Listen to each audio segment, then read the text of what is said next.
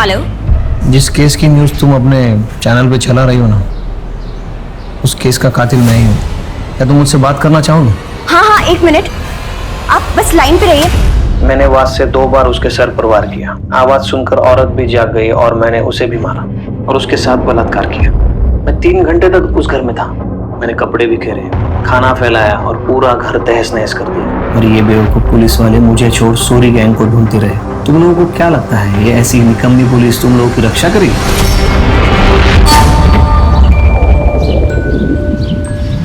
इंसान को जब चोट लगती है तो या तो वो खुद को संभाल कर नैतिकता के रास्ते पर चलता है या फिर वो पतन का रास्ता चुनकर प्रतिघात करता है।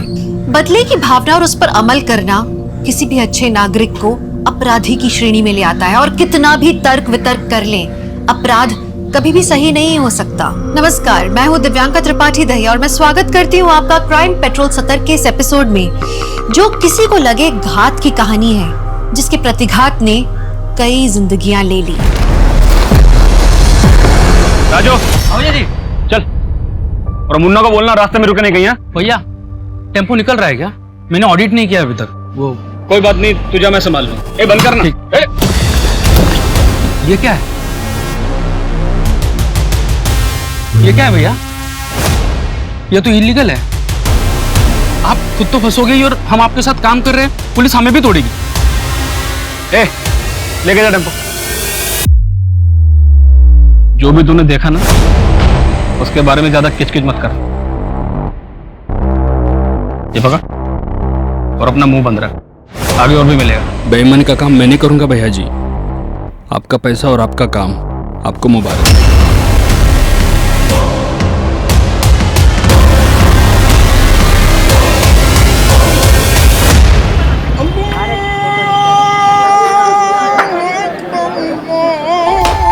अरे वाह गीता बेटा,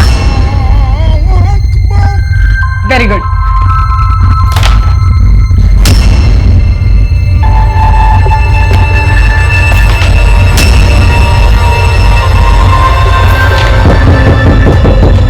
खेलो मैं आती हूँ। आई पीछे।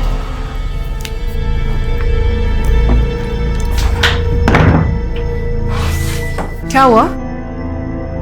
कुछ नहीं। अरे क्या हुआ है, बताओगे?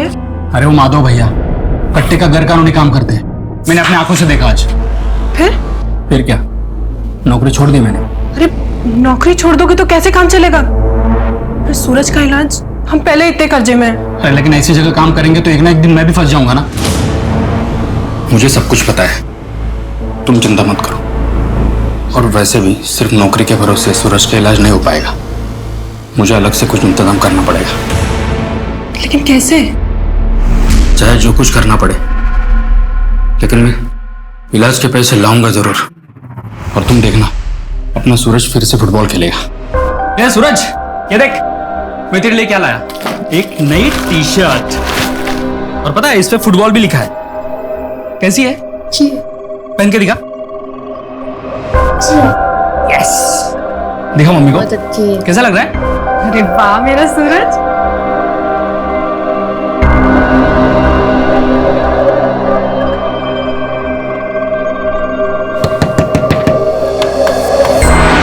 अरे दीपक, तुम आओ ना, मैं चाय बना रही थी।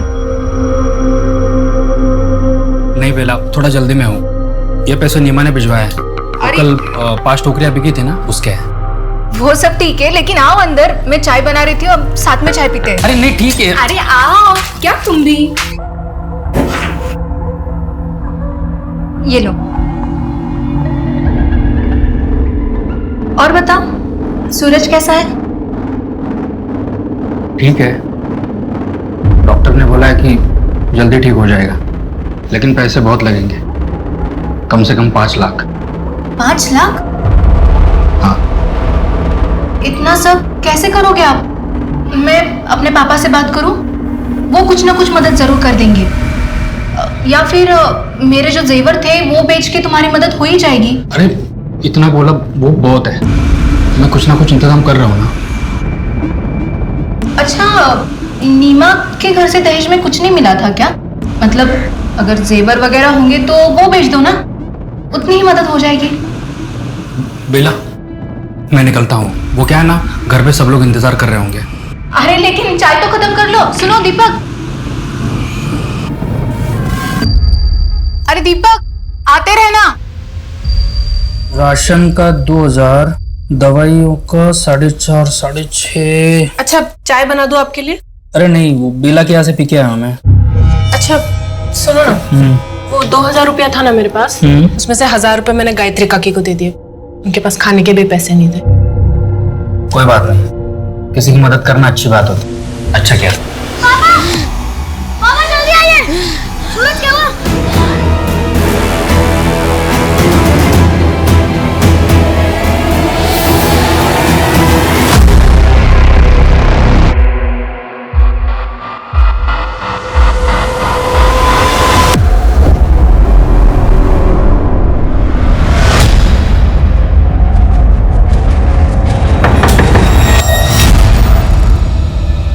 पापा नहीं आए साथ में? वो सूरज को लेके अस्पताल गए हैं। अच्छा, आओ अंदर। खाना खाया तुमने? थोड़ा सा।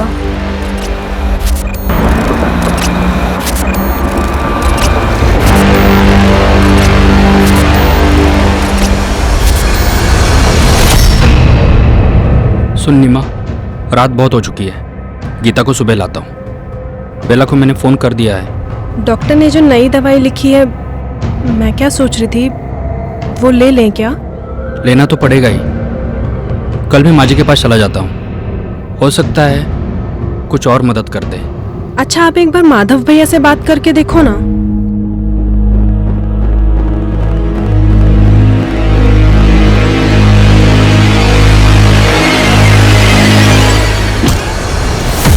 ये कमल, तेरा फेवरेट के घर पे बड़ा कांड हो गया है, पुलिस भी आया है।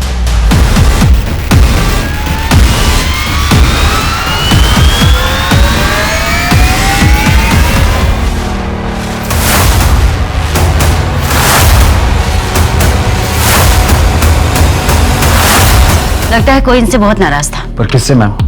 दीपक से या नीमा से?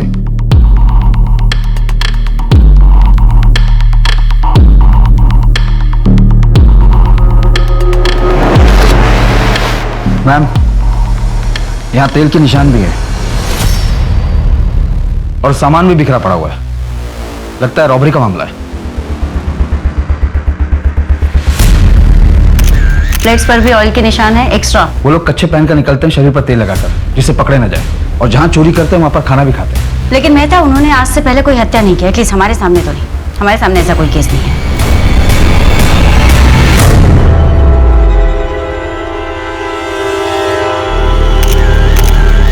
गोल्ड चेन, इसका लॉकेट भी है। अगर इस घर में रॉबरी हुई है तो फिर इतनी भारी गोल्ड की चेन यहाँ कैसे छोड़ सकते हैं?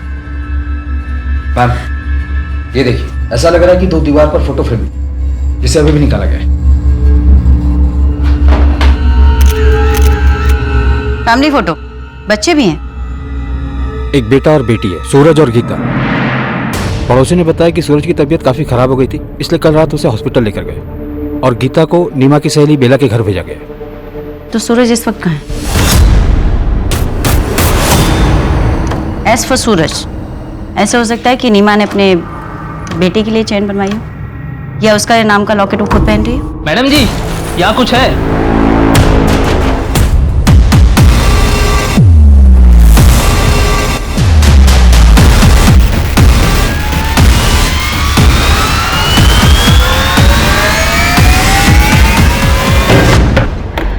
गीता कहाँ है? हाँ? गीता कहाँ है? अंदर सो रही है। गीता? गीता? अभी यही तो सो रही थी, पता नहीं कहाँ चली गई। अगर यहीं सो रही थी तो कहाँ जा सकती है? उसे लेने कोई आया था क्या? नहीं, सुबह दीपक आने वाले थे, लेकिन आप लोग यहाँ। देखिए, हमें दीपक, सूरज और नीमा की लाश मिली है उनके घर से। क्या आप बता सकती है कि ये चैन नीमा की है? इतनी बड़ी गोल्ड चेन नहीं, ये नीमा की नहीं हो सकती। वो इतने अमीर है ही नहीं। सूरज के इलाज के लिए उन्हें 5 लाख जुटाने में बहुत मुश्किल हो रही थी। ये उनकी नहीं हो सकती। बेला जी, एक बात बताइए, अगर गीता यहाँ पर नहीं है तो कहाँ हो सकती है? कहाँ जा सकती है हमें? क्या उसके परिवार की किसी के साथ कोई दुश्मनी थी? नहीं, उनके उनकी किसी से क्या दुश्मनी हो सकती है? नहीं। हाँ, लेकिन एक लंबा चौड़ा पठान कई दिनों से दीपक को ढूंढ जरूर रहा था। कुछ और? नहीं। अगर कुछ याद आए तो प्लीज फोन कर देना।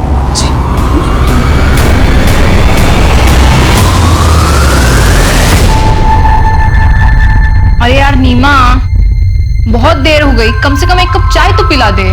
बस ये हाथ का काम समेट लूं, फिर बनाती हूँ। अरे तुम लोग अपना काम चालू रखो, मैं चाय बना देता हूँ। हाँ। यार नीमा, तुझे एक बात बोलूं, तू बड़ी खुशनसीब है कि तुझे दीपक जैसे पति मिले। अरे मतलब मेहमानों के बारे में जो इतना सोचता है, वो तो अपनी बीवी को पलकों पर ही बिठा कर रखता होगा ना।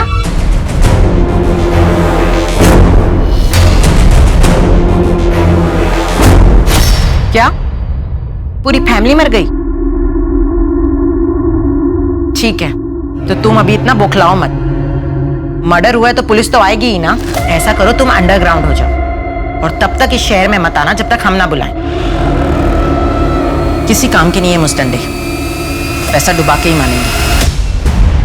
मैम, लोकल ज्वेलर से पता चला है कि वो केरला का डिजाइन। केरला पुलिस को फोटो भी भेज दी है। चेन बहुत ही महंगी है।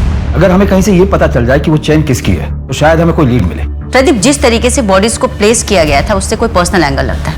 ऐसे लगता है जैसे कोई खुन्नस खाया हुआ था, उन्हें देखना ही नहीं चाहता था। मैम, सॉरी गैंग के खिलाफ एविडेंस तो मिले हैं, पर मुझे भी ये एंगल पर्सनली लग रहा है। पर एक बात मेरी समझ में नहीं आ रही कि इतनी गरीब फैमिली को कोई टारगेट क्यों करे। सूर्य गैंग का कुछ और पता चला? एरिया में कई जगह दिखाई दिए, रेड अलर्ट जारी किया मैम। प्रदीप, नीमा और दीपक का पर्सनल एंगल भी खंगालो, हो सकता है केस वहां से जुड़ा।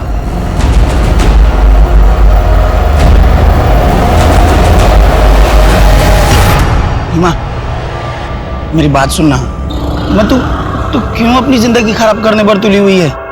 अपने निकम्मे पति और बच्चे की बीमारी के बोझ तले अपनी जवानी मत गला नीमा। अरे छोड़ ये सब झमेला और भाग चल मेरे साथ।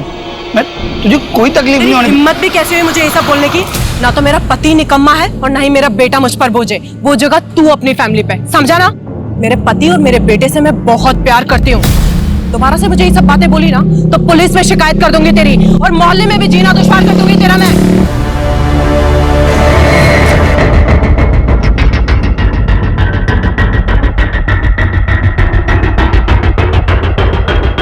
दीपक के घर की तरफ जाने वाली गली के बाहर जो सीसीटीवी कैमरा लगा हुआ है उसमें ये सब कैप्चर हुआ, और ये दीपक के घर से मेन रोड तक जाने का यही एक रास्ता है। प्रदीप, ये सोरी गैंग का तो नहीं लग रहा, पर ये लोग पीछे से भी तो आ सकते हैं ना। पीछे वाला रास्ता? वहाँ कोई सीसीटीवी नहीं मैम, मोहल्ले के अंदर जाने का यही एक रास्ता है। इस बैग पे जिम करो, पता करो इस डिजाइन और इस कंपनी के बैग कौन सी दुकानों में बेचे जाते हैं। मैडम, हॉस्पिटल के अकाउंट डिपार्टमेंट से पता चला है कि दीपक ने इलाज के लिए 4 लाख की पेमेंट की है। इसमें से 3 लाख कार्ड से और 1 लाख कैश पे किया। दीपक या उसके परिवार के पास इतने पैसे नहीं थे, फिर इतने पैसे अचानक से कहां से आ गए? मैं दीपक की बैंक स्टेटमेंट निकलवाता हूँ। दीपक या नीमा का कोई रिश्तेदार जहाँ पर गीता जा सकती हो? भागलपुर गांव में कुछ रिश्तेदार हैं, पर गीता वहां पर भी नहीं है। अगर वहां पर भी नहीं है तो बच्ची गई कहाँ? सेफ है भी है? मैंने दीपक के बैंक स्टेटमेंट को चेक किया, उससे क्लियर पता चलता है कि उसने हॉस्पिटल को 3 लाख रुपए कार्ड से पे किए थे, और ये पैसे किसी वैष्णवी ने उसके अकाउंट में ट्रांसफर किए थे। वैष्णवी? कौन है ये वैष्णवी?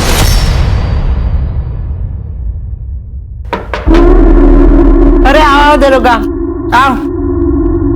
कहिए कैसे आना हुआ?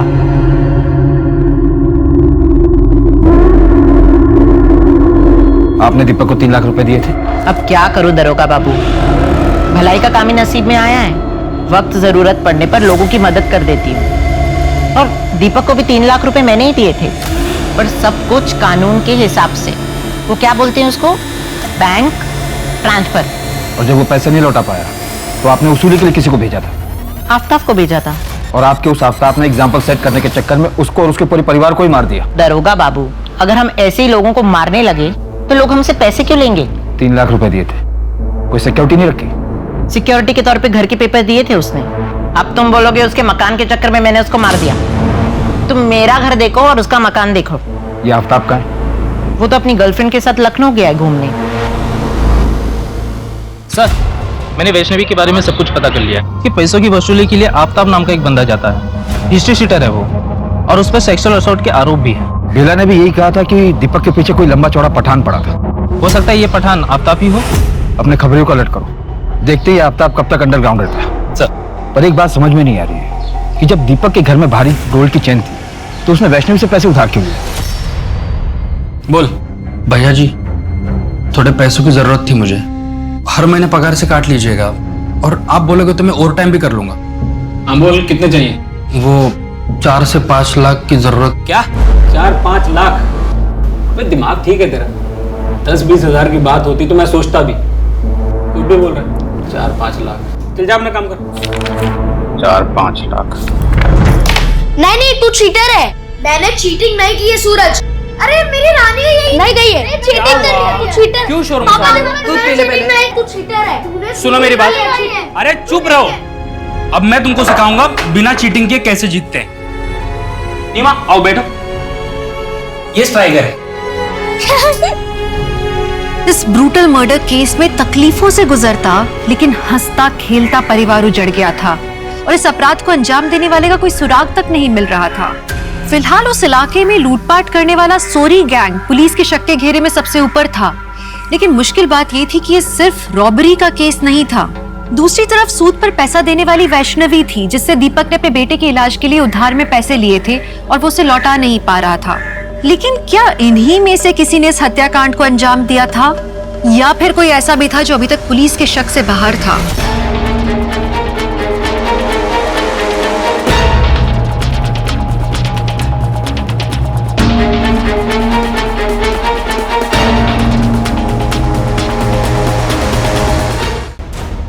सच सच बता दो वरना और बुरा हाल करेंगे तुम लोगों का। सर कहा तो उस रात हमने उसी इलाके में चोरी की थी सर, लेकिन मर्डर वाली जगह पे हमारा ग्रुप चोरी करने नहीं गया था। हमने जहाँ चोरी की थी वो घर कई दिनों से बंद पड़ा था सर। सर सच बोल रहे हैं साहब। चोरी करते करते मर्डर भी करने लगे तुम लोग। ये दीपक और उसकी फैमिली को क्यों मारा? और ये बच्ची कहाँ है? सर इसी बच्ची को मैंने उस रात सड़क पे देखा था सर। यही बच्ची है सर, डरी हुई थी और भागी जा रही थी। मेहता, अगर ये लोग सही कह रहे हैं तो फिर तो गीता जिंदा होनी चाहिए, लेकिन वो है कहाँ?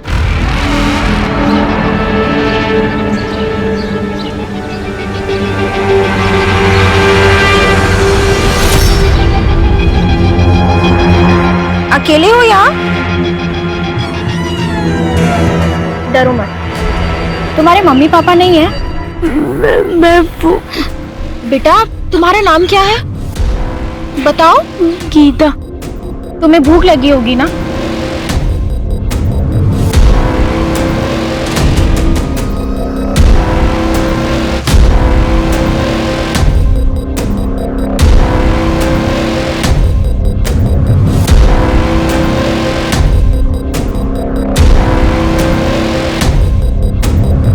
बच्चे को ही जानते हो आप?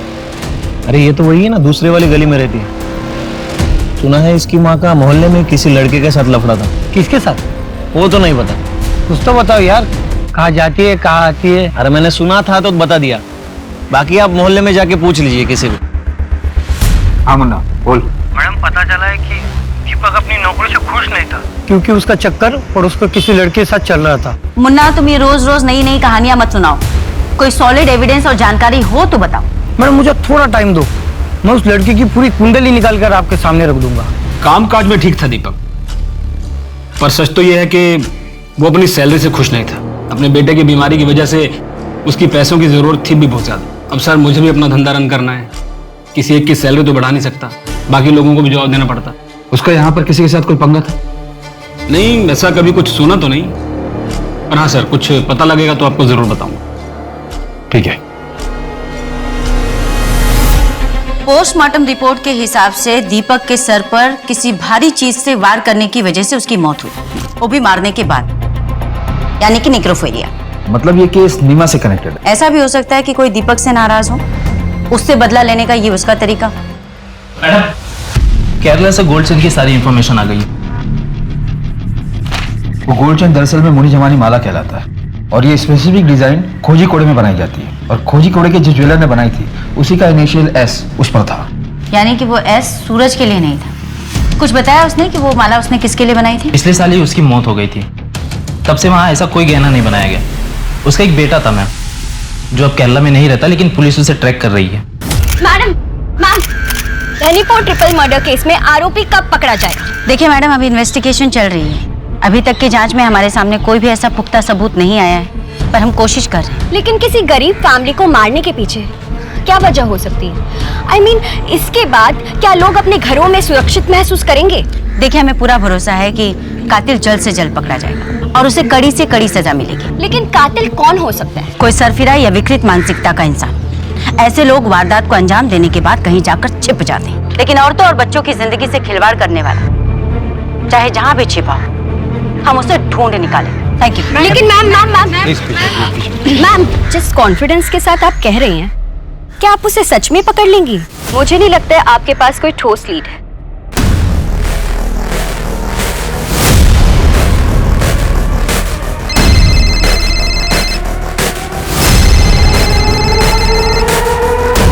हेलो, जिस केस की न्यूज़ तुम अपने चैनल पे चला रही हो ना, उस केस का कातिल मैं ही हूँ। क्या तुम मुझसे बात करना चाहोगी? हाँ, एक मिनट, आप बस लाइन पे रहिए। पहले कभी ना दिखाए जाने वाली न्यूज, आज की सबसे बड़ी खबर हम आपके सामने लेकर आए हैं। एक ऐसे अपराध की घटना जिसके बारे में देखना सुनना तो दूर, उसके बारे में कभी किसी ने सोचा भी नहीं होगा।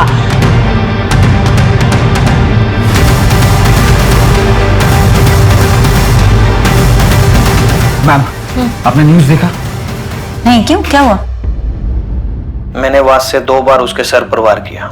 वही वास जो उनके घर को बहुत खूबसूरत बना रहा था। मैंने कपड़े भी घेरे, खाना फैलाया और पूरा घर तहस नहस कर दिया। और ये बेवकूफ़ पुलिस वाले मुझे छोड़ सोरी गैंग को ढूंढते रहे, जबकि मैं खुला घूम रहा था।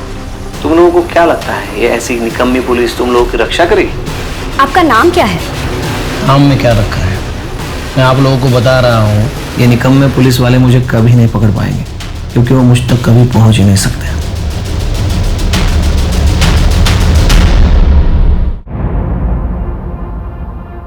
हर सोशल मीडिया पर सिर्फ इसी केस के चर्चे चल रहे हैं, वो भी सिर्फ तुम्हारी वजह से।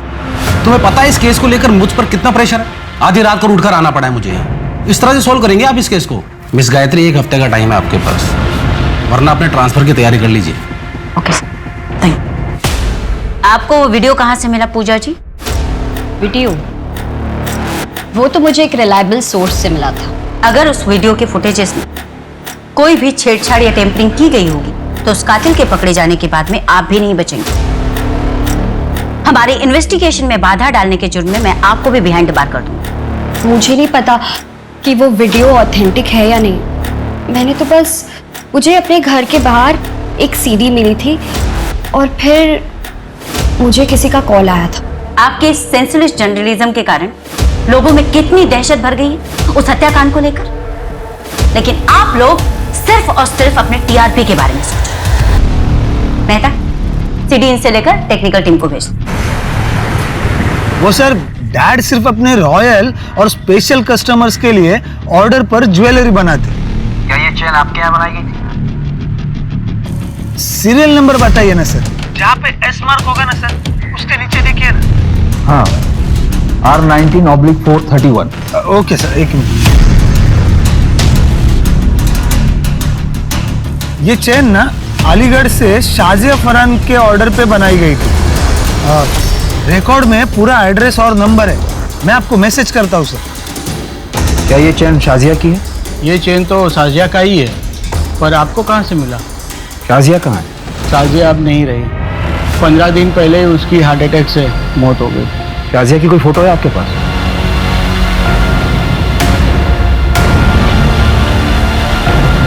अपनी ज्वेलरी के साथ उसे हमने दफन किया था। शाजिया के साथ ये बच्चा कौन है? ये हमारा नवाज है, शाजिया का बेटा। चैन की मिस्ट्री को सॉल्व करना पड़ेगा। एक काम करो मेहता, कोर्ट से ऑर्डर निकलवाओ, इस ताजिया की बॉडी को निकलवाते हैं, एग्जामिन करते हैं। मैम, मुन्ना का फोन भी आया था, उसने बताया कि नीमा के मोहल्ले में एक लड़का रहता है कमल, वो नीमा को पसंद करता था। ले आओ उससे भी।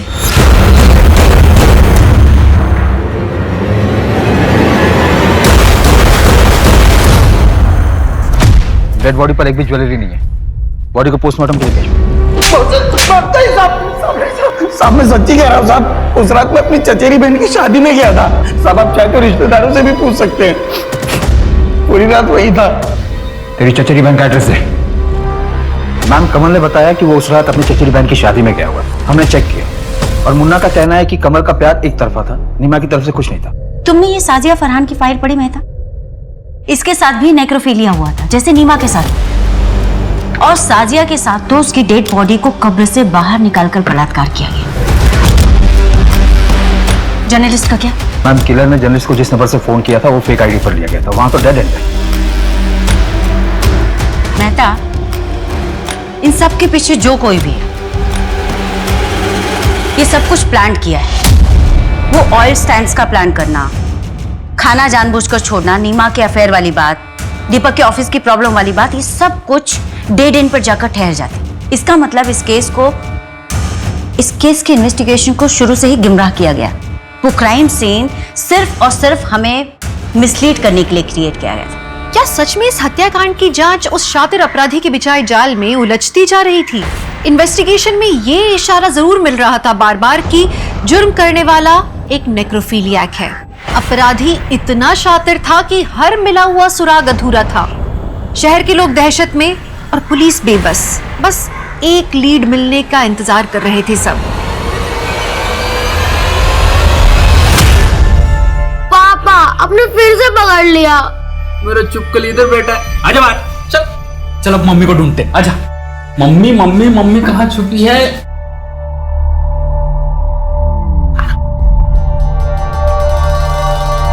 ये पकड़ लिया।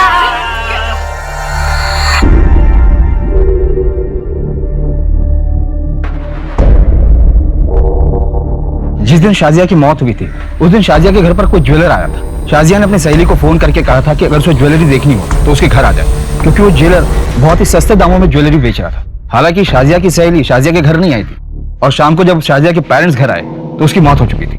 लेकिन सवाल अभी भी वही है मेहता, क्या कातिल ने जानबूझकर ये सब कुछ सिर्फ इसलिए किया कि वो दीपक और नीमा को मारना चाहता था? उसका टारगेट आखिर कौन था, दीपक या नीमा? और फिर इसमें साजिया कहाँ फिट बैठती? मैम, यहाँ हत्या का मोटिव समझ में ही नहीं आ रहा है। वो बच्ची गीता भी नहीं मिल रही। सच कहूं तो मुझे उस बच्चे की फिक्र होने लगी। पता नहीं ठीक होगी भी या नहीं।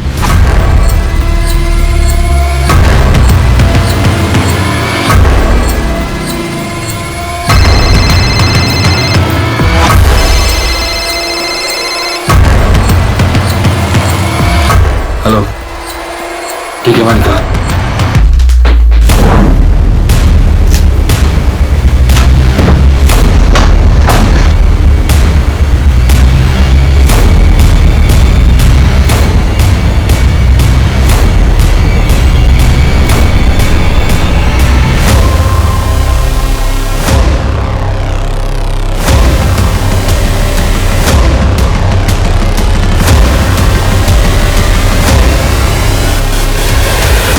किसका ये? सब ये मेरा नहीं है, वो मैं माधव भैया के लिए डिलीवरी लेने आया था। माधव कौन? माधव पांडे? हाँ, वही फर्नीचर वाले माधव। दीपक के काम छोड़ने के बाद तूने शाजिया की लाश कब्र से निकाली और दीपक के घर जाकर क्राइम कर दिया। मैं किसी शाजिया फरहान को नहीं जानता। दीपक और उसकी फैमिली को कैसे मरवाया? सर, मैंने ना किसी को मारा ना मरवाया, क्योंकि सर मैं अच्छी तरह जानता था कि दीपक में कंप्लेंट करने की ना तो हिम्मत थी ना टाइम। सर वो तो अपने परिवार में परेशान था। सर मैं एक बिजनेसमैन हूँ, कोई खूनी नहीं हूँ। सब मुझे जाने दो सर। क्या गीता का वहां भी कुछ नहीं पता चला? उस माधव ने कुछ कन्फेस किया?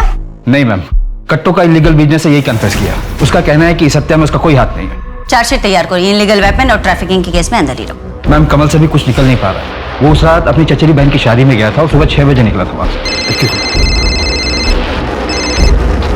जी क्या? ठीक है, हम आते हैं। क्या हुआ? मैम, रसूलपुर में एक लड़की मिली है जिसकी डिटेल्स गीता की डिटेल से मैच करती है।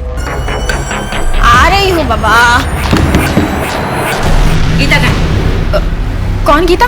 मैडम, आप ऐसे अंदर कैसे जा रहे हैं? सही, यहाँ ढूंढो। मैं कह रही हूँ ना, वहाँ कुछ नहीं है। आप ऐसे कैसे किसी के घर में घुस सकते हैं? मैं बोल रही हूँ ना सर, मैडम मैं बोल रही हूँ ना, यहाँ पर कुछ भी नहीं है। कौन कौन रहते हैं यहाँ पे? मैं और मेरा पति। मैडम देखिए, आप जाइए यहाँ से। चप्पल तो किसी बच्ची की लगती है। मैंने कहा ना यहाँ कोई बच्ची नहीं है। एक तो आप बिना किसी परमिशन के मेरे घर में घुस आए हैं और ऊपर से मुझसे क्वेश्चन कर रहे हैं। आप जाइए यहाँ से। मैडम वहाँ कुछ नहीं है, सिर्फ कपड़े हैं। हाँ तो देखने दो, बाहर आओ, डरो मत। हमें ना किसने किडनैप किया इसे? तूने किडनैप किया, तेरे पति ने। आओ।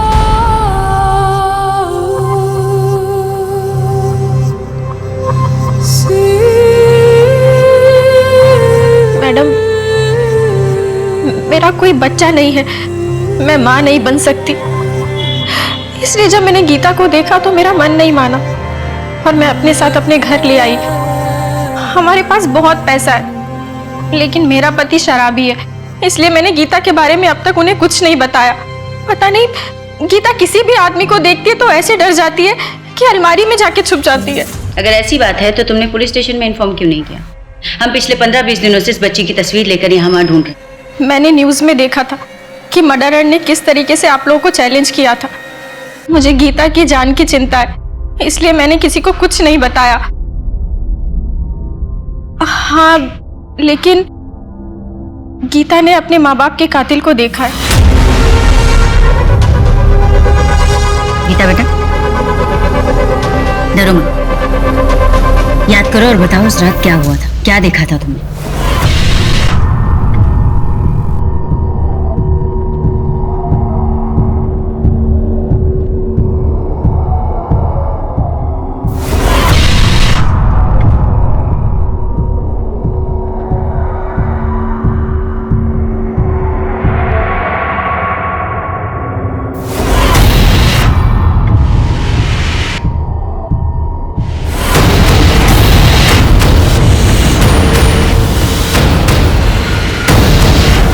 मैंने उसका चेहरा नहीं देखा, उसकी सिर्फ पीठ ही नजर आ रही थी और वो बार बार अपने हाथों पे ऐसे खुजा रहा था। और कुछ चीज, कुछ और देखा तुमने? कुछ याद है तुम्हें? हाँ, उसने अपने कान में बाली पहनी थी। मुन्ना, वो आदमी बार बार खुजली करता था, कान में बाली पहनता था। क्राइम सीन पर उसने ड्रिंक भी किया था, शायद अल्कोहलिक हो। ऐसे किसी भी आदमी के बारे में चारों तरफ पता करो, ढूंढो उसे, ठीक है? अच्छा मुन्ना, तुमने एक बार नीमा के अफेयर के बारे में बात बताई पर आगे कोई लीड नहीं दी कि बच्चे को जानते हो आप? देखो भाई, लड़के के बारे में कुछ मालूम नहीं मुझे। माँ के बारे में पूछोगे तो मोहल्ले में कोई भी तब वो खुजली करते जा रहा था और मेरे को नीमा के बारे में बता रहा था। तुमने उसे देखा था? स्केच बनवा सकते हो? हाँ साहब, कोशिश करूंगा।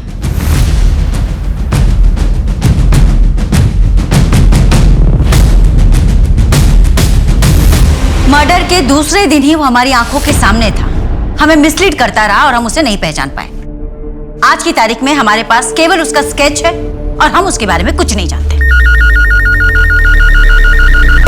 हेलो, क्या? कहाँ? कोलकाता? आप मुझे फैक्स कर सकते हैं? जी please note down the number 44344610। Kolkata में भी आज से 2 साल पहले नेक्रोफेलिया का केस हुआ था, वहां भी विक्टिम का बेटा गायब। मैडम, कोलकाता पुलिस हेडक्वार्टर से फैक्स आया है। विक्टिम का नाम मौसमी। उसे मारने के 2 दिन बाद तक उसकी डेड बॉडी के साथ बलात्कार किया गया था। उसका 12 साल का बेटा था, आखिरी बार वो खुर्जा में देखा गया। इस मामले में भी सस्पेक्ट एक साड़ी बेचने वाला था जो अक्सर मौसमी से मिलने आया करता था, क्योंकि मौसमी को नई डिजाइन की साड़ियों का शौक था और वो उसकी कमजोरी थी। ये वही स्केच वाला है शायद जिसकी शिकार सारी औरतें और उनके बच्चे हुए। लेकिन मैम ये कोइंसिडेंस भी तो हो सकता है। ये भी तो हो सकता है कि इस बार कोई कोइंसिडेंस ना हो, उसकी मोडिस ऑपरेंडिंग ही ऐसी हो। वो पहले औरतों की कमजोरी का पता लगाता हो, उसके बाद में उन्हें अपना शिकार बनाता हो। लेकिन नीमा की वीकनेस क्या थी? सूरज और उसके इलाज में लगने वाली महंगी दवाइयां। मेहता, एविडेंस में जो हमने दवाइयां रखी थी, पता करो दवाइयां कहां से लाई गई थी। क्या ये मेडिसिन आपके स्टोर की है? हाँ, मेडिसिन हमारे स्टोर की। क्या तुमने कभी इस आदमी को देखा है? हाँ, शायद ये आदमी हमारे स्टोर पर मेडिसिन लेने आया था। हाँ, याद आया। उसने बताया था कि वो अलीगढ़ हॉस्पिटल में वार्ड बॉय है।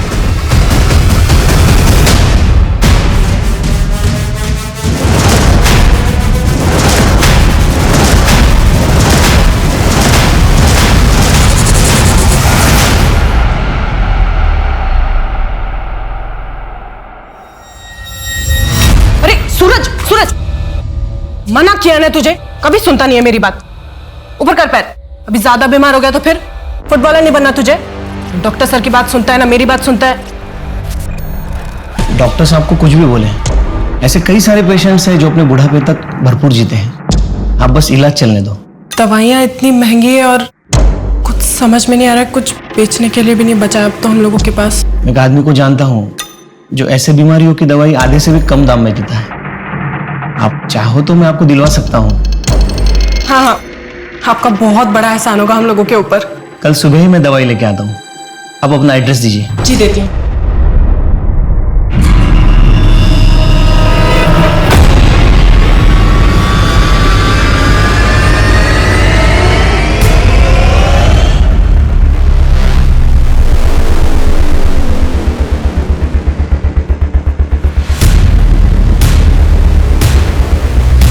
चेक करो।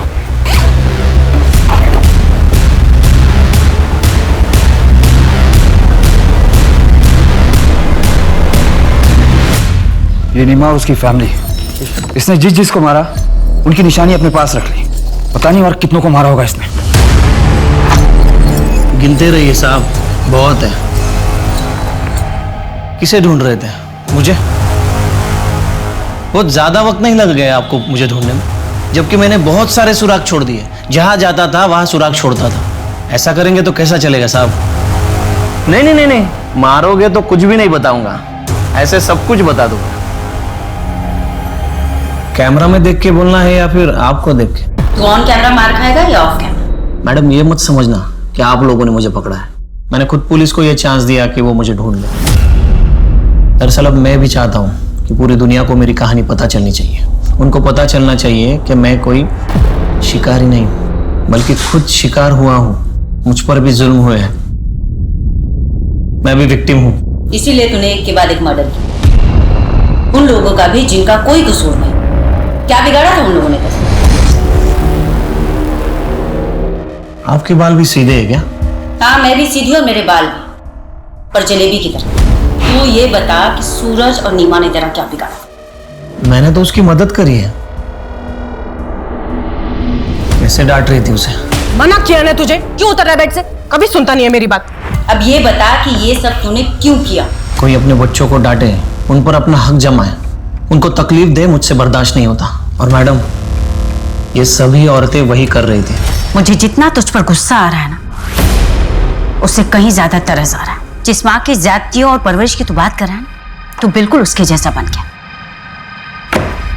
मैं कोर्ट से रिक्वेस्ट करूंगी कि तुझे ऐसी कड़ी से कड़ी सजा मिले ना कि दूसरा कोई तुझ जैसा ना बने।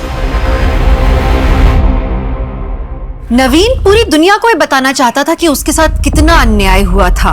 उसे ये लगता था कि वो शिकारी नहीं, वो खुद शिकार है। जबकि सच्चाई ये है कि एक मानसिक आघात ने उसे नेक्रोफिलियाक बना दिया था। उसने जो किया था वो कोई मामूली अपराध नहीं था।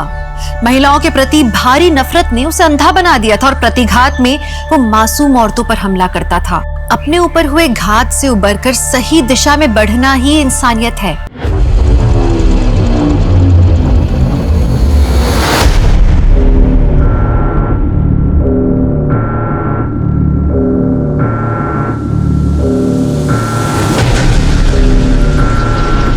छह महीने हो गए इंतजार करते करते। आज सीधे सीधे बता भी दो, कब कर रहे हो हमसे शादी? अरे हम प्रॉमिस करते हैं, जैसे ही हमारा तलाक हो जाएगा ना, बस हम पूरी तरह तुम्हारे हैं। ये बात तो हम कब से सुनते आ रहे हैं।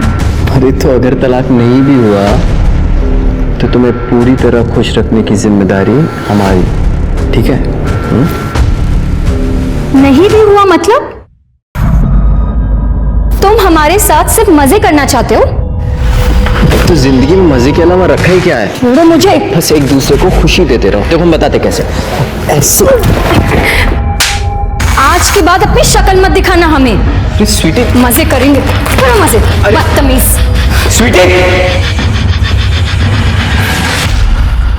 स्वार्थ और विश्वासघात, ये दोनों किसी भी रिश्ते को तोड़ने के लिए, जिंदगियां बर्बाद करने के लिए काफी होते हैं। किसी का चेहरा देखकर उसकी नीयत का पता नहीं लगाया जा सकता। कभी कभी एक बड़ा सीधा साधा सा दिखने वाला इंसान भी भयानक वारदातों को अंजाम दे सकता है, ऐसी वारदातें जिनकी हम कल्पना भी नहीं कर सकते। आज की कहानी ऐसे ही दगाबाजों और उनकी चपेट में आई मासूम जिंदगियों की है।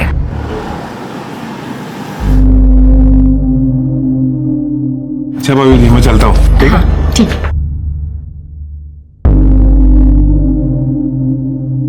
उड़ान ली गुलशन अपने बॉयफ्रेंड के साथ।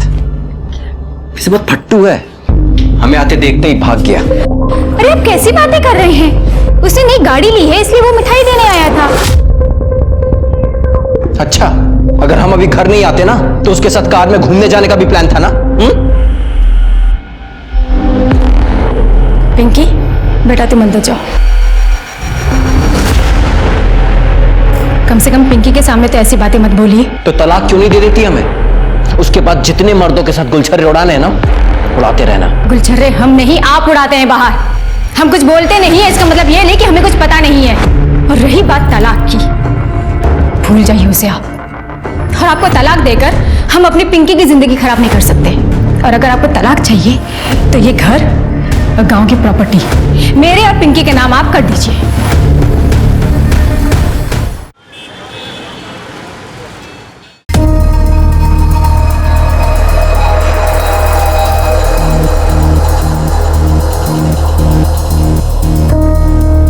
मनीषा,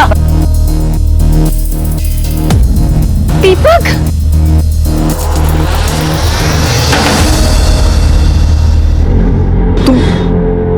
तुम यहाँ कैसे? पूरे 11 साल बाद मिल रही हो तुम्हारी शादी के बाद। अरे मैं तुम्हारे पुराने पति पे गई थी तो पता चला कि तुम वहां पे रहते ही नहीं हो। वो तो 4 साल पहले ही छोड़ दिया, लेकिन तुम यहाँ कब आई?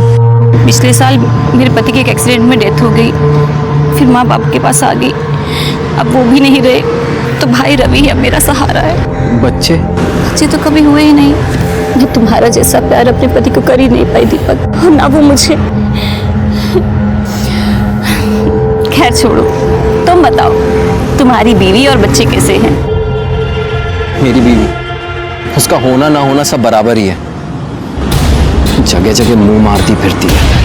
अब लगता है माँ बाप के आगे जिद कर ली होती, तुम्हें तुम्हारी बीवी होती दीपक। पर अब तो तुम्हारे माँ बाप भी नहीं है बीच में आने के लिए। हम लोग वापस से एक हो सकते हैं मनीषा। 11 साल पहले जो खुशियां हम एक दूसरे को देते थे वो आज भी दे सकते हैं।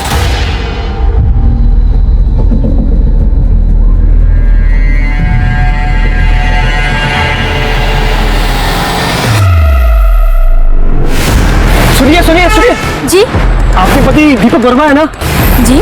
आपके पति को हार्ट अटैक आया है। क्या?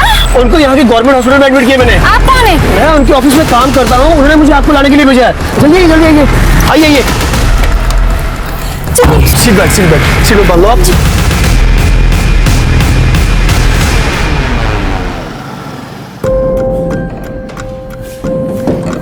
पापा, माँ कहाँ है? वो कब आएंगी? कब गई थी? दोपहर में। वो फोन घर पे भूल के गई है। आने दो, उसको बताता हूँ अभी। आ गई। तुम यहाँ क्या कर रही हो मनीषा?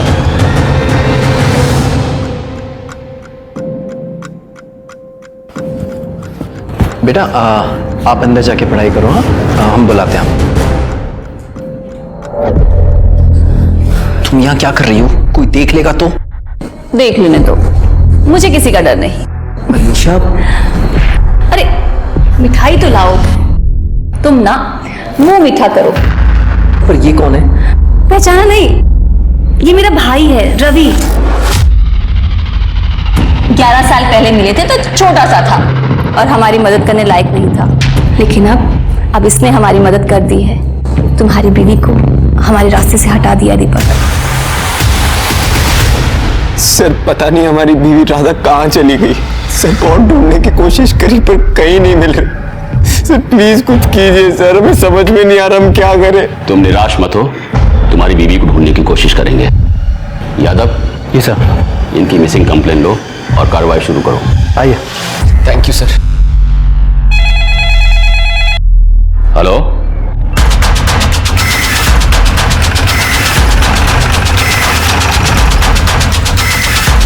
सर बॉडी आधी जली हुई है, चेहरा भी काफ़ी बिगड़ चुका है। ऐसा लगता है किसी ने पहचान मिटाने की कोशिश की है।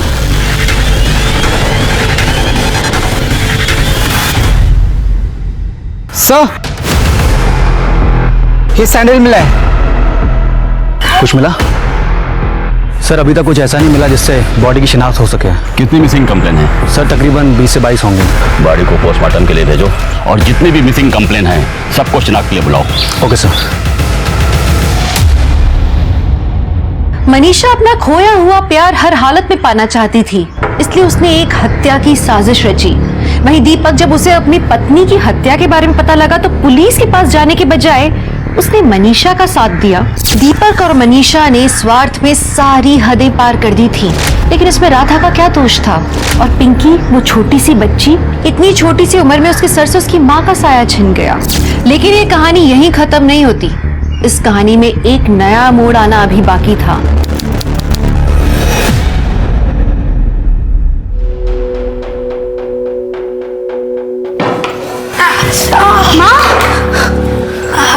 माँ, कितनी बार कहा है आपको? हमें बुलाया करो ना, हम हैं ना। बताओ आपको क्या चाहिए? अरे बेटा, इस उम्र में थोड़ी थोड़ी देर में बाथरूम जाना पड़ता है। अब तुझे बार बार तकलीफ देना अच्छा नहीं लगता है। माँ, आपने ऐसे कैसे सोचा? बेटी है तुम्हारी, आप हक से बोलो। जिंदगी भर हमें तो तुम्हें संभालना है। आइए आराम से। अच्छा माँ, हम चलते हैं, आप ध्यान रखें अपना। ये लो सामान की लिस्ट, आगे से खुद ही जाना सामान लाने के लिए। इतनी बड़ी लिस्ट थमा दी। प्रकाश, ये बाकी के पैसे कहाँ हैं? वो तो खर्च हो गए। क्या 500 रुपए खर्च हो गए? मुझे तुम्हें सामान लेने भेजना ही नहीं चाहिए था। तुम्हें पता नहीं मेरी हालत क्या है? अरे ब्यूटी पार्लर से इतनी इनकम नहीं हो पाती है, और तुमसे ना हम कमाई की उम्मीद ही छोड़ चुके हैं। हम तो कब से कह रहे हैं इस घर को बेच देते हैं, पैसों की दिक्कत भी खत्म हो जाएगी। इतना बड़े घर का करेंगे क्या? एक छोटा सा घर ले लेते हैं और एक अच्छा सा बिजनेस स्टार्ट कर सकते हैं। अरे ऐसे कैसे बेच दे घर? ये हमारा पुश्तैनी मकान है। दादाजी और पापा ने बड़े प्यार से इस घर को बनाया है। काफी यादें जुड़ी इस घर से, हम नहीं बेच सकते ऐसे। उन यादों को अचार डालोगी क्या? माँ की तबीयत देखिए, दिन ब दिन बिगड़ती जा रही है। जहाँ भी बैठती है वहाँ पे कपड़े गंदे कर देती है। कम से कम उन पैसों से माँ के लिए एक अच्छी नर्स रख सकते हैं। प्रकाश, अगर तू नौकरी कर लेना तो भी इस घर की हालत सही हो सकती है, समझा? हाँ, मेरे काम करने से सब ठीक हो जाएगा, पर ये घर मत बेचना।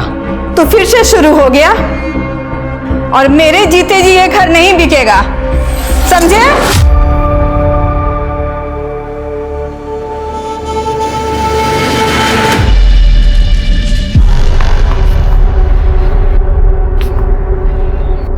अरे राजू, प्रीति दीदी, हाय। पढ़ाई कैसी चल रही तुम्हारी? अच्छी चल रही है दीदी।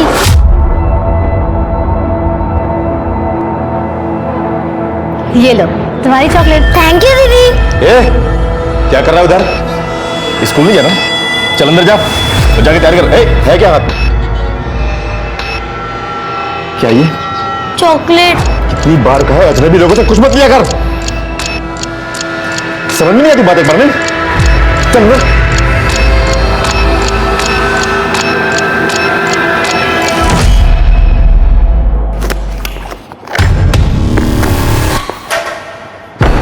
सुन, पता है ना माल किसको पहुंचाना है? पता है चाचा, लेकिन कल तो ऐसा लग रहा था कि पुलिस वाले अंकल हमें पकड़ लेंगे। चुप कर। छोटे बच्चे पर कोई शक नहीं करता। काम करेगा तो खाना मिलेगा, नहीं तो बहुत मार खाएगा। समझ में आ रही बात? ठीक है। चल फटाफट दे क्या। शाबाश।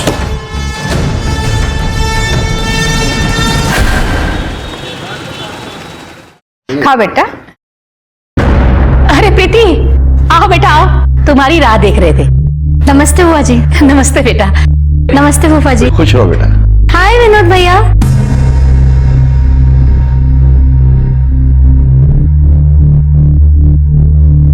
मैं ना कहती थी कितनी अच्छी जोड़ी लग रही है दोनों की। जोड़ी? ये सब क्या चल रहा है माँ? हमें कुछ समझ नहीं आया। अरे प्रीति बैठ बैठ।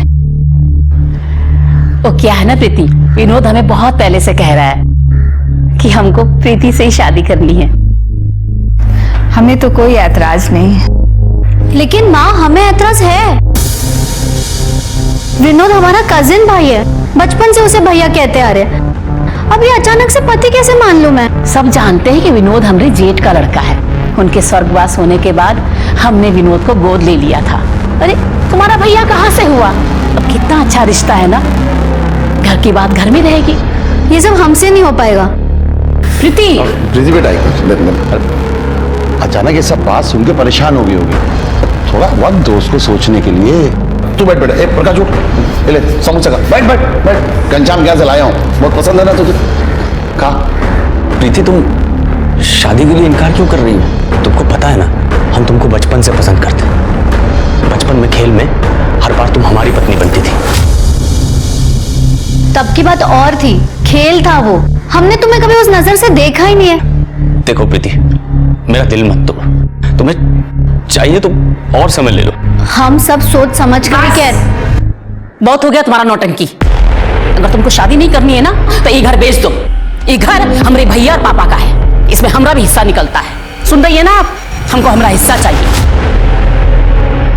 ये सब कह के काहे को बात बढ़ा रही हो? देखो कितने परेशान हो गए तुम, दिमाग थोड़ा शांत रखा करो, सब ठीक हो जाएगा। अब प्रीति को भी थोड़ा वक्त दो सोचने के लिए, जल्दी क्या है? अब खाओ बेटा, तुम समोसा खाओ, लो लो, अरे खाओ बेटा।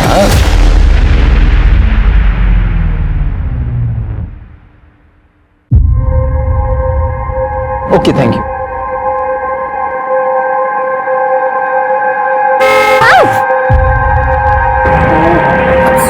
Sorry, I am sorry. आपको चोट तो नहीं लगी ना? नहीं नहीं, मैं ठीक हूँ, कोई बात ये नहीं। श्योर ना? हाँ मैं ठीक हूँ। अच्छा सुनिए, मेरा एक बिजनेस है, I mean MK adult diaper की जो एजेंसी है ना, वो मेरे पास ही है। उसी की मैं डिलीवरी करने आया था यहाँ पे। अगर आपकी पहचान में कोई एडल्ट हो जिनको इस तरह की कोई ज़रूरत हो तो प्लीज़ बताइएगा। वो हमारी माँ बीमार रहती है, तो क्या आपका प्रोडक्ट उनको काम आएगा? बिल्कुल आएगा, और सबसे अच्छी बात तो ये बहुत ही रीजनेबल है और कंफर्टेबल भी। ये बुजुर्गों को ध्यान में रखकर ही इसे बनाया गया है। वेट, ये लीजिए। ठीक है, कितने पैसे हुए? अरे नहीं, ये तो सैंपल है। आप इसे लेकर जाइए, अपनी मम्मी को बोलिए इसे इस्तेमाल करें। अगर वो कंफर्टेबल होंगी तो नेक्स्ट ऑर्डर आप जब देंगी ना तब मैं पेमेंट ले लूँगा। ओके ठीक है, थैंक यू। आपका पता? जी, वो कस्टमर फॉर्म भरवाना पड़ता है ना, ये देखिए। अच्छा लिखिए। Thank you.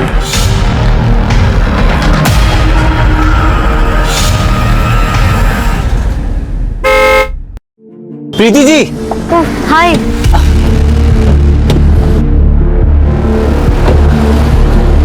कैसी हैं आप? मैं बिल्कुल ठीक हूँ। और आंटी जी की तबीयत? माँ भी ठीक है। और हाँ, वो डाइपर्स की वजह से काफी सुकून है उनको। Thank God. वो मैं यहाँ पे खाने के लिए आया था। यहाँ बहुत अच्छा पूरी भाजी का स्टॉल है, बहुत फेमस है। आप खाएंगी मेरे साथ? नहीं थैंक यू। क्या नहीं, आइए ना प्लीज, बैठिए। चलते, अरे प्लीज चलिए ना, वैसे भी अकेले खाने का मन नहीं होता है। प्लीज। खाना तुमको अच्छा नहीं लग रहा है क्या? नहीं, काफी अच्छा है। और तुम्हारी फैमिली में कौन कौन है? माँ है और भाई है बस। पापा कुछ साल पहले गुजर गए थे। और आपकी फैमिली में कौन कौन है? मेरी जिंदगी में बताने लायक ऐसा कुछ है नहीं। माँ बाप बचपन में ही गुजर गए थे। और बीवी बच्चे? मैं तो खुद अभी बच्चा हूँ। वैसे कोई लड़की मिली ही नहीं आज तक, लेकिन हाँ, जिस दिन मिलेगी ना उस दिन डायरेक्ट शादी ही करूँगा। प्रीति? विनोद? कौन? विनोद? अरे निकल रहा हूँ ना, एक मिनट। विनोद? क्या हुआ? क्या तू क्या करता है इसके साथ? हमारी होने वाली बीवी है, समझ गए? विनोद जी, क्या बदतमीजी है। ये सेल्समैन है। हमने माँ के लिए डायपर भी इनसे लिए थे। हम जानते हैं इन्हें, मिल गए थे तो पूरी भाजी खाने आए थे बस। पूरी भाजी? प्रकाश लेके जा इसको। चल, हम करवाते हैं तेरी आज की। चल बैठ। क्या देख रहे हो? प्रीति के आसपास भी नजर आए ना, जिंदा गाड़ देंगे तुमको। ये जो डायपर लेके घूमते रहते हो ना, वो तुम्ही को पहनना पड़ेगा, समझ गए? चल निकल।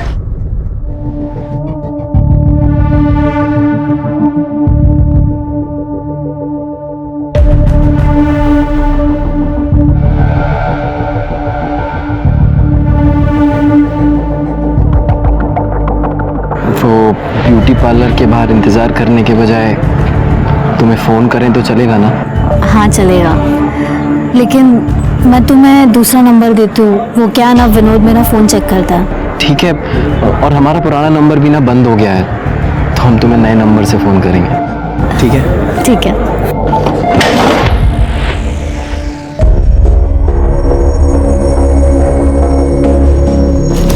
भैया दिन में ये सप्लाई का काम और रात को चौकीदारी, दो काम करके दिमाग भर आ गया है। और क्या करें, परिवार के लिए सब करना पड़ता है। चंदन फोन दे जरा अपना। क्या बात, नई लौड़िया पटाई होगा? भैया मौज तो आप ही ले रहे हैं, आज ये कल वो परसों कोई और हैं? हाँ, वो हम मनोहर लॉज जा रहे थे क्लाइंट से मिलने के लिए। अगर तुम फ्री हो तो वहीं आ जाओ, वहीं से फिर घूमने चलेंगे।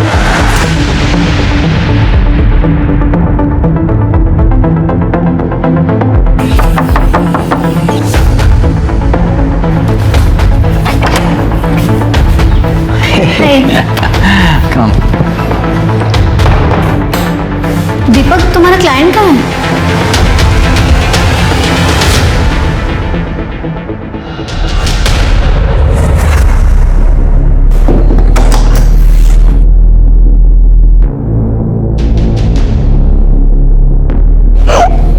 क्या हुआ?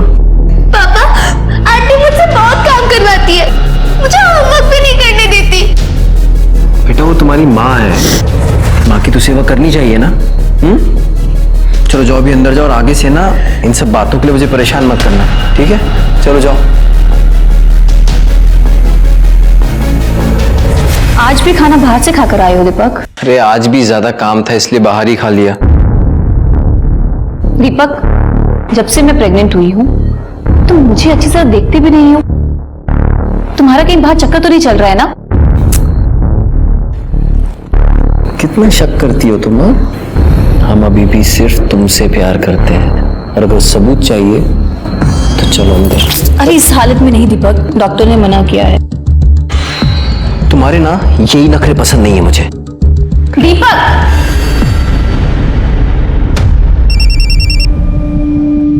हाँ दीदी। रवि, हमें लग रहा है कि दीपक हमसे कुछ छुपा रहा है। शायद उसका कहीं चक्कर चल रहा है।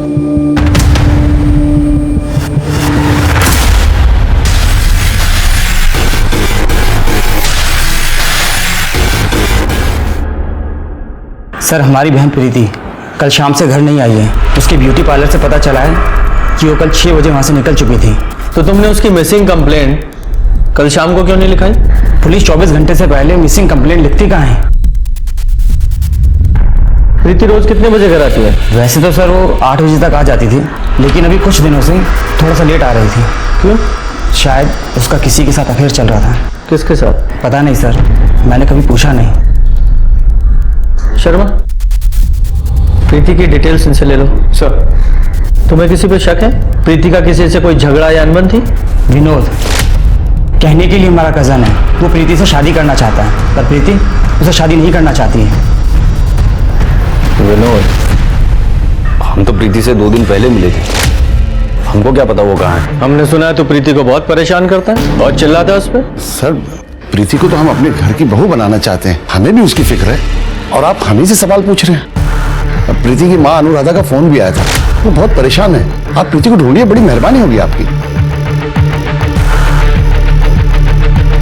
सर, प्रीति की मोबाइल रिकॉर्ड्स, उसके मोबाइल की लास्ट लोकेशन संगटा जनरल के आसपास की है, जिसके बाद उसका फोन स्विच ऑफ हो गया। सर, कॉल रिकॉर्ड्स में भी कुछ सस्पिशियस नहीं मिला है, ना कोई लेट नाइट कॉल्स, ना कोई ऐसे कॉल जिसपे बहुत देर तक बातें हुई। सभी कॉल्स या तो काम से रिलेटेड थी या तो फैमिली के साथ। सर, संगठन जंगल में एक लाश मिली है।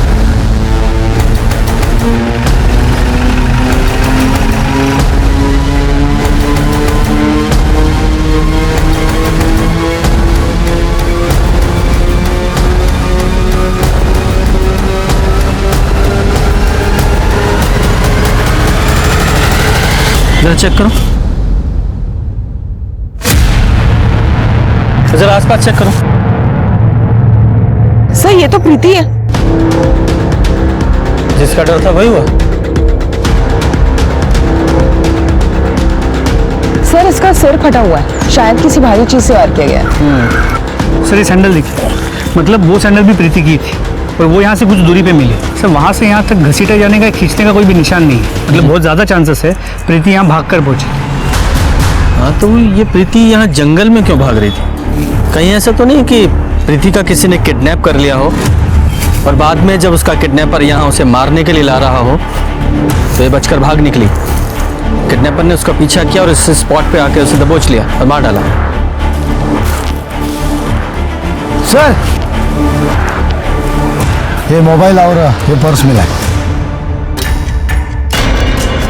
मोबाइल को एविडेंस बैग में डालो और साइबर सेल में भेजो। सर नहीं सर, कुछ नहीं है। गुप्ता, बॉडी को पोस्टमार्टम के लिए भेजो। सर प्रीति की पोस्टमार्टम रिपोर्ट के मुताबिक उसकी मौत 22 फरवरी की रात 6 से 9 बजे के बीच हुई है। मौत की वजह सर पे भारी चीज, मतलब हथौड़े जैसी किसी चीज से कई बार वार किया गया है। शर्मा, प्रीति की 22 फरवरी की सारी टावर लोकेशन निकालो और सीसीटीवी फुटेज का क्या हुआ? सर जंगल के आसपास तो कोई सीसीटीवी कैमरा नहीं मिला। प्रीति के घर के आसपास कुछ कैमरास मिले हैं। एक टीम उसकी फुटेजेस को खंगाल रही है। सर, हमने प्रीति की ब्यूटी पार्लर क्रॉस चेक किया, लेकिन प्रीति अपने पार्लर से करीब 6 बजे के आसपास निकल गई थी। फिर वो संगठा के जंगल में कैसे पहुंची? शर्मा, उस एरिया के जितने भी हिस्ट्री शीटर हैं सबको उठाओ।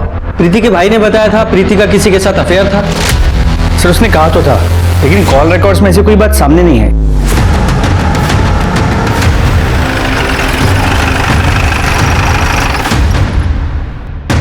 सर, माँ, घर की तलाशी लो।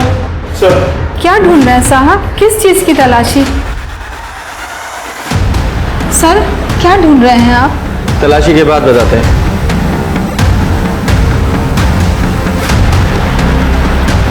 सर ये फोन मिला। ये फोन किसका है? ये तो प्रीति का ही फोन है, पर सर वो इसे इस्तेमाल नहीं करती थी।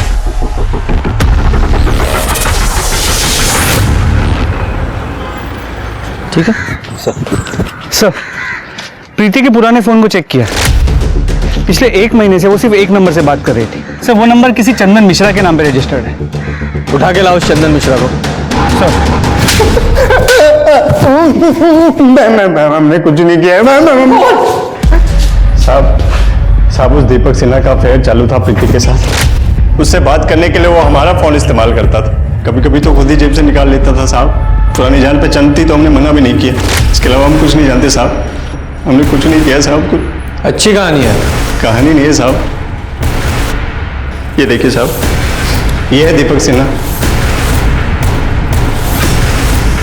शर्मा, इस दीपक सिन्हा की पूरी डिटेल्स निकालो।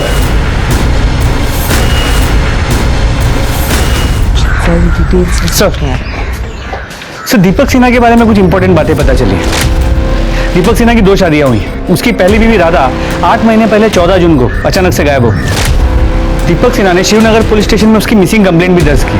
लेकिन सर ताज्जुब की बात यह है कि राधा के गायब होने के 1 महीने के अंदर दीपक ने दूसरी शादी कर ली, मनीषा के साथ। इंटरेस्टिंग। सर अभी दीपक मनीषा और अपनी पहली बीवी से हुई बेटी पिंकी, उनके साथ शिवनगर में ही रहता है। शर्मा, शिवनगर पुलिस स्टेशन में जाके पता करो कि राधा मिसिंग केस का क्या हुआ।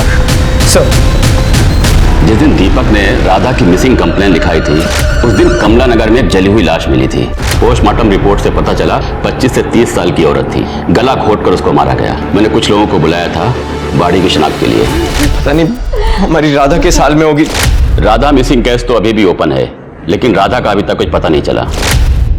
आपने बॉडी की डीएनए टेस्ट करवाई थी? नहीं, हमने डीएनए सैंपल लिया था, लेकिन चौबे फैमिली ने जब बॉडी की शिनाख्त कर ली तो हम लोगों ने बॉडी उनको सौंप दी। वेरी गुड शर्मा, ये डीएनए प्रिजर्व है। ये तो हमारे लिए बहुत अच्छी खबर है। इस चौबे दंपति को ढूंढो, उनकी जरूरत पड़ेगी। तब तक मैं इस दीपक की खबर लेता हूँ। Okay sir. प्रीति? कौन प्रीति? सर मैं किसी प्रीति को नहीं जानता। सर नाटक बंद कर। वो चंदन है ना तेरा सिक्योरिटी वाला, सब उगल दिया उसने। तेरा अफेयर था ना प्रीति के साथ।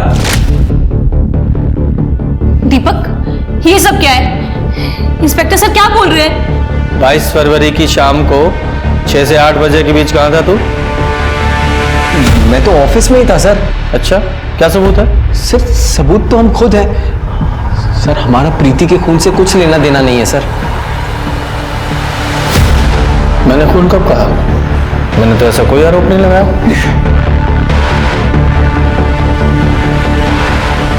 तुम्हारी बेटी? जी सर। जब तक प्रीति के कातिल नहीं पकड़े जाते शहर छोड़ के मत जाना।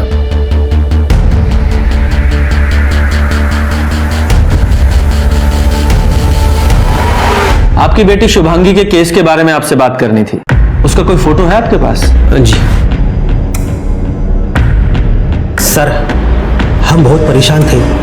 हमने उस चप्पल को देखकर उस जली हुई लाश को अपनी बेटी मान लिया था, लेकिन सर हमें लगता है कि हमारी बेटी आज भी जिंदा है। ऐसा क्यों लगता है आपको? पिछली दिवाली को एक फोन आया था और उस फोन पे एक लड़की के रोने की आवाज आ रही थी और सर वो लड़की मुझे पापा बोल रही थी, लेकिन सर अचानक से ही कॉल कट गया। हमने उस नंबर पर कई बार कॉल किए पर किसी ने फोन नहीं उठाया। हमें लगा ये हमारा वहम है। उस वक्त भी हमें शक था कि शुभांगी किसी लड़के के साथ भाग गई है। पूजा जरा चेक करो इन लोगों का शक सही है या नहीं। सर। शर्मा इन दोनों के डीएनए सैंपल ले लो और जरा मैच करा के देखो। सर।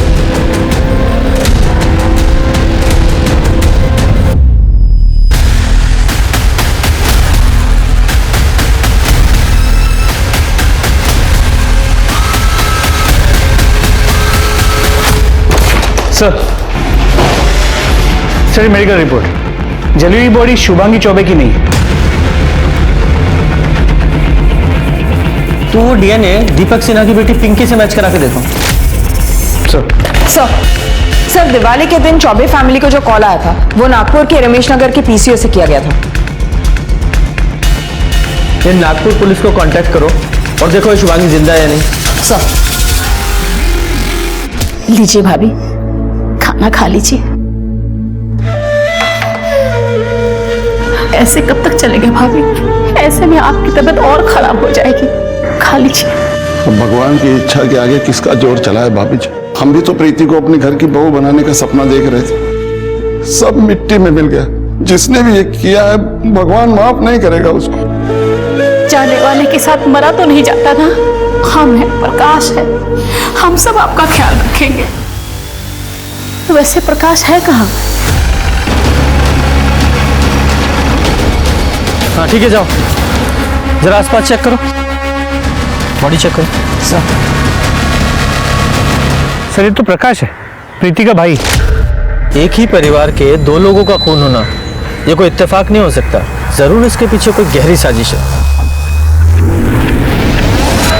सर इसके सिर पे भी वार किया गया है, घाव गहरा नहीं है, लेकिन ये चद्दर पे खून के निशान है और सर ये गले पे रस्सी के निशान है। ये देखकर लग नहीं रहा है ये क्राइम सीन है, लगता बॉडी को यहाँ लाकर डंप किया गया है। सर ये चद्दर पे से बाल मिला है। इसे लैब में भेजो सर, और चादर को भी लैब में भेजो और बॉडी को पोस्टमार्टम के लिए भेजो।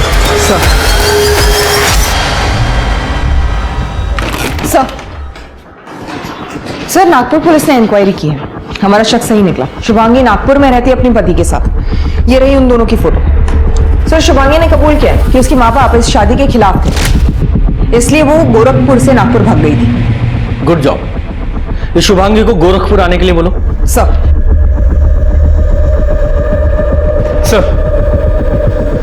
कुछ जली हुई बॉडी का डीएनए दीपक की बेटी पिंकी के डीएनए से 50% मैच करता है। वो बॉडी राधा की थी। सर एक और सस्पिशियस बात पता चली, दीपक और उसकी दूसरी बीवी मनीषा बहुत पुराने आशिक हैं और मनीषा का भाई रवि हिस्ट्री शीटर है, मारपीट के केस में अंदर जा चुका है। ये दीपक सिन्हा ने अपनी पत्नी राधा की मिसिंग कंप्लेंट 14 जून 2019 को दर्ज की थी ना? जी सर। ये मनीषा और उसके भाई रवि की 14 जून 2019 की डिटेल्स निकालो। चल बैठिए। मैम आपको कोई गलतफहमी हुई है। मैं प्रेग्नेंट हूँ और इस हालत में मैं किसी का खून कैसे कर सकती हूँ? और वैसे भी उस दिन तो मैं डॉक्टर के पास गई थी। चुप, एकदम चुप रहे। 8 महीने पहले शिवनगर पुलिस को जिस औरत की जली हुई लाश मिली थी वो तेरी बीवी राधा की थी और ये बात साबित हो चुकी है। तू बताएगा या तेरे हलक से निकलवाऊं? साहब हमने नहीं मारा उसको, साहब इसने मारा है उसको। साहब झूठ बोल रही है साहब, मैंने किसी को नहीं मारा साहब। 14 जून जिस दिन राधा का मर्डर हुआ तेरे मोबाइल के टॉवर की लोकेशन उसी एरिया की थी जहां हमें उस औरत की जली हुई बॉडी मिली थी। पूरी इन्फॉर्मेशन है हमारे पास। साहब हमने कहा था ना, साहब यही खूनी है साहब। साले कमीने तेरे लिए किया मैंने सब कुछ ये? हमारे लिए क्या है, अपनी बहन के लिए क्या? हमने कहा था राधा को मारने के लिए। मेरी बहन के नाम लगा तू? से बीच में अब ये भी बताओ कि प्रीति और प्रकाश को क्यों मारा? साहब हम तो प्रीति से प्यार करते थे, हम क्यों मारेंगे उसको? साहब इसने ही मारा है साहब प्रीति को भी। अच्छा प्यार करता था तू? पहली बीवी को मारकर दूसरी शादी की और दूसरी बीवी के होते हुए तीसरी लड़की के पीछे पड़ा था तू। अगर तू प्रीति की जिंदगी में नहीं आता तो ये उसे नहीं मारता, जिंदा होती वो आज। साहब मैंने सिर्फ राधा को मारा साहब। आपके पति दीपक वर्मा है ना जी? आपके पति को हार्ट अटैक आया है। उसके अलावा मैंने किसी को नहीं मारा साहब। साहब इसी ने मारा होगा ये। 22 फरवरी की शाम 6 से 9 के बीच कहाँ था तू? साहब मैं तो शादी में गया था साहब। पर तू कहाँ था? हम ऑफिस में थे साहब। शर्मा जरा पता लगाओ कितना सच बोल रहे हैं दोनों। और गुप्ता जरा अच्छे से खातिरदारी करो इनकी। नहीं साहब, साहब हमने कुछ नहीं किया। साहब जाना साहब प्रीति से नहीं साहब सर शुभांगी को शिवनगर पुलिस स्टेशन में स्टेटमेंट देने के लिए भेजा और ये प्रकाश की पोस्टमार्टम रिपोर्ट। सर रिपोर्ट के हिसाब से उसकी मौत गला दबाने की वजह से हुई थी। सर प्रकाश के चद्दर पर उसके अलावा और किसी के भी हेयर सैंपल्स मिले। सर आनंद नगर में जो सीसीटीवी कैमरास मिले थे उनमें से 2 कैमरा की फुटेज में कुछ ऐसा मिला है जो काफी सस्पिशियस है। दिखाओ। सर ये देखिए, प्रीति इस कैमरा के सामने से करीब 6:35 पे गुजर रही है और इस कैमरा के सामने वो करीब 7 बजे पहुंच रही है। मतलब सर उसे 25 मिनट लगे। लेकिन जब हमने इसके पहले के दिनों की फुटेज को कंपेयर किया तो ये डिस्टेंस कवर करने के लिए वो सिर्फ 10 मिनट ले रही थी। मतलब 15 मिनट के लिए ये प्रीति कहीं रुकी थी। लेकिन सर उस रास्ते पे सिर्फ एक बंद घर है, वहां क्या करने गई? अब ये तो पता लगाना पड़ेगा।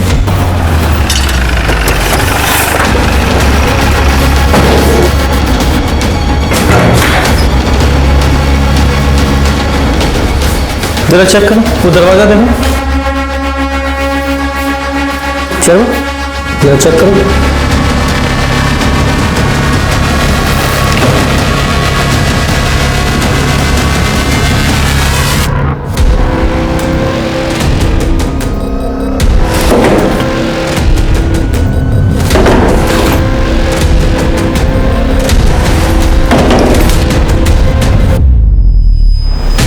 Raju Singh 6th division room number 105 Shankar road Anand नगर।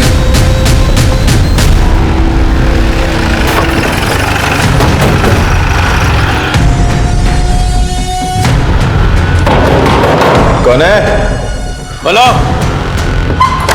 दरवाजा तोड़ दोगी? तलाशी लो जरा। सर हुआ क्या सर? ये क्या हो रहा है सर? ये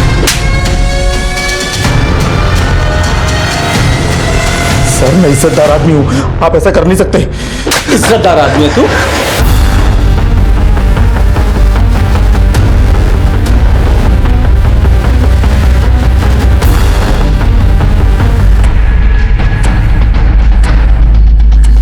प्रीति के पुलिस में कंप्लेंट करने से पहले मार दिया उसको तूने। अरे साहब मैं उस दिन उससे मिला ही नहीं, मैं पूरा दिन अपने घर में था। पता ना तेरा चाचा कहाँ था? वो क्या बताएगा? तू कितना सच बोल रहा है सब पता चल जाएगा। थाने चल के तेरे हलक में से उगलवाएंगे। लेके चलो इसे।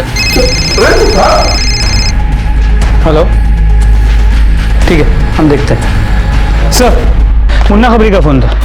आनंद नगर के मनोहर लॉज में हर कमरे में कैमरा लगे हुए हैं, वहाँ कपल्स आते तो उनकी रिकॉर्डिंग की जाए।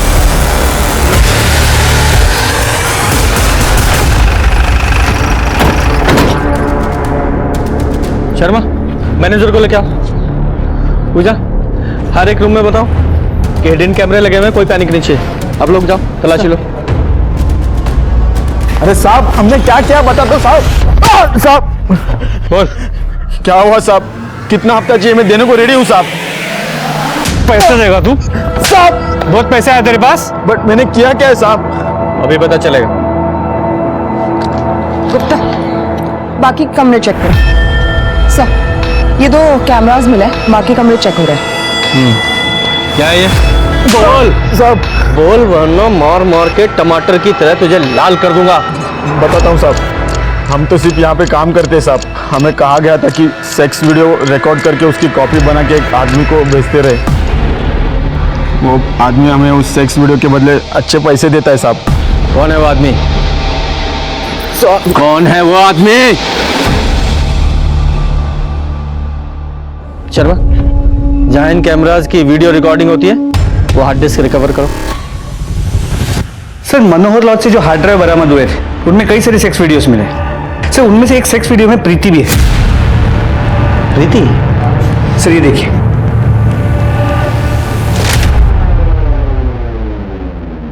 कोई नहीं है, सिर्फ मैं हूं तुम्हारा आशिक। प्लीज दीपक, ये सब मत करो। अरे प्रीति, प्यार करते हैं हम तुमसे, और कुछ नहीं होगा। दीपक प्लीज दूर जाओ। कुछ नहीं होगा प्रीति, मैं बोल रहा हूँ। दीपक मुझे छोड़ो। देखो शादी के बाद ये सब ठीक है, लेकिन उसके पहले कुछ भी नहीं।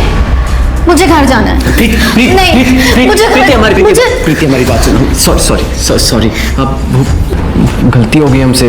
प्यार करते हैं तुमसे इसलिए थोड़ा सा बहक गए थे, पर तुम्हारी मर्जी के बिना हम तुम्हें कभी हाथ भी नहीं लगाएंगे। सच कह रहे हैं। और जल्दी हम तुम्हारे घर आएंगे शादी की बात करने। सच? हाँ, प्रॉमिस।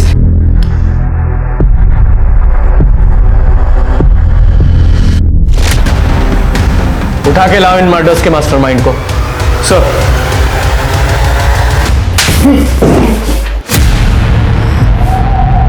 सीधे सीधे सच्चाई बताओगे या और मार खाओगे? बता रहे हैं। उस लॉज से हमने जब नए वीडियो का स्टॉक मंगाया तो उसमें हमको प्रीति भी दिखी। हमारा माथा घूम गया, इसलिए घर जाते हुए प्रीति को हमने बात करने के बहाने गाड़ी में बैठाया और जंगल के पास लेकर गए। ये सब काम करती हो तुम? होटल में जाके रंगरलियां मनाती हो, कल को रास्ते में खड़े होकर धंधा करोगे। ये घटिया काम तुम्हें पसंद है, पर मेरा बेटा नहीं। देखिए फूफा जी, हमसे ना तमीज से बात कीजिए, और ये हमारा पर्सनल मामला है, आप बीच में मत पड़िए। तो जिसके साथ मुंह काला कर रही है ना होटल में, वो दीपक वर्मा शादीशुदा है। वो दो शादी की है उसने। उल्लू बना रहा है तुझे। झूठ बोल रहे हैं आप। और ये वीडियो दिखा के आप क्या बताना चाहते हैं? लॉज में कैमरा लगा हुआ था ना, ये सब आपको कैसे पता चला? आप पहले खुद के कैरेक्टर को देखो कि आप कैसे हो। फूफा जी, आपकी जो ये असलियत है ना, मैं सबको बताऊंगी। देखना, मैं सबको बताऊंगी।